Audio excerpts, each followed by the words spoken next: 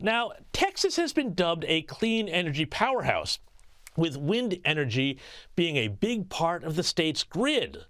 Texas is home to more than 15,000 wind turbines, and that is only set to grow as the Biden administration pushes more and more green policies. But as we know, there are challenges when it comes to this sort of technology, including their own negative impacts on the environment. That's one of the big questions explored by Ron Kendall Jr. from Yucca Films, who's created a documentary about the lifespan of wind turbines and where they go once they've been all used up. Here's a little bit. These are all expired blades that have reached their usable life and have come here to die.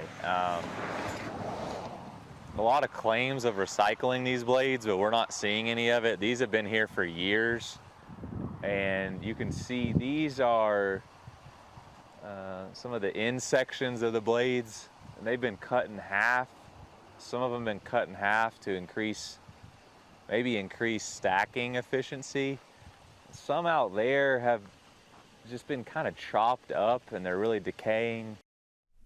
I'm pleased to be joined now by independent journalist, filmmaker, and wildlife specialist Ron Kendall Jr.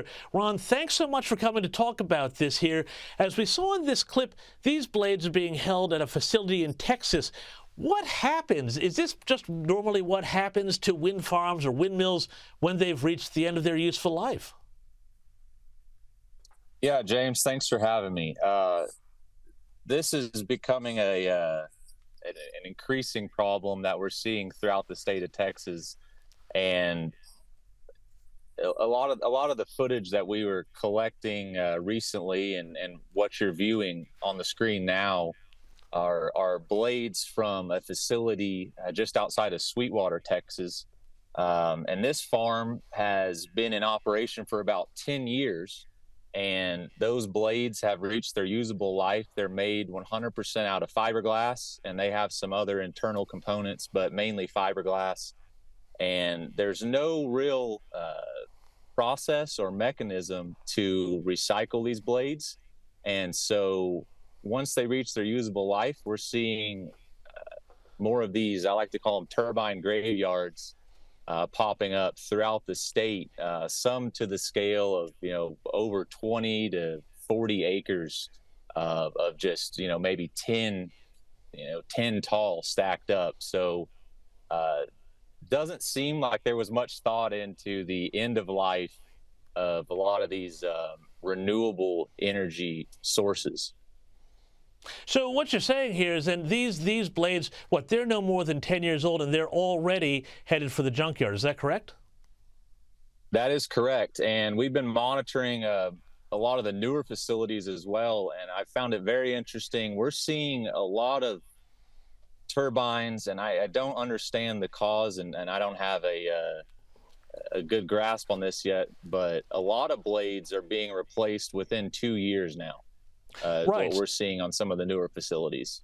So it seems to me then, we're sold in Australia this whole idea that wind farms are this completely clean, green energy, and yet we see here, I don't know if you've got the same problem in Texas, that you get bird life kills, you get the whole cost of making the windmills, of course, which are big industrial sorts of things as well, and now you've got this whole waste problem here.